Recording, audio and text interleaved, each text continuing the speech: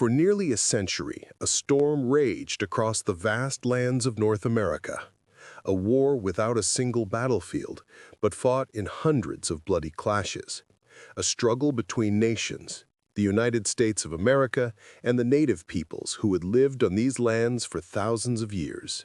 This is the untold saga of the Indian Wars, a story of courage, betrayal, and survival.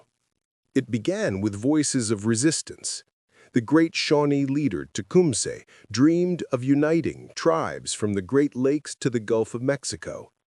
He warned, "The white man comes like a fire, devouring everything in his path." But his dream was cut short in 1813 at the Battle of Thames, when Tecumseh fell and his confederation collapsed. The U.S. pushed further. The Creek War, the Seminole Wars. Native nations resisted fiercely, but each defeat brought more loss of land. The cruelest chapter came with the Trail of Tears in the 1830s, when thousands of Cherokee, Choctaw, Chickasaw, Creek, and Seminole were forced from their homes, marching westward, leaving graves along the path. But west of the Mississippi, the story was far from over. On the Great Plains, the Lakota Sioux, Cheyenne, and Arapaho rode like the wind across the grasslands. To them, the land and the buffalo were sacred. To the U.S. government, it was open territory for settlers and railroads. In 1866, Red Cloud's warriors lured Captain Fetterman's soldiers into a deadly trap. Every man was cut down. It was one of the worst defeats in U.S. Army history, but only a taste of what was to come.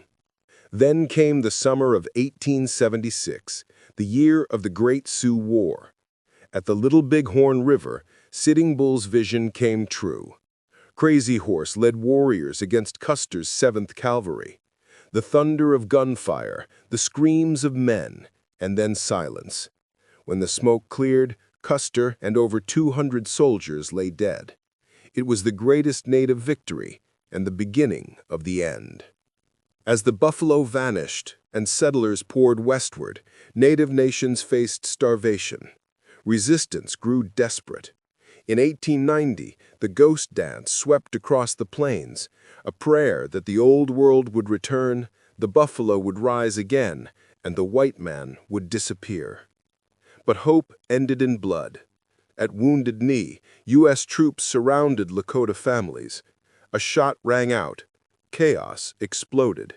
By the end, nearly 300 men, women, and children lay dead in the snow.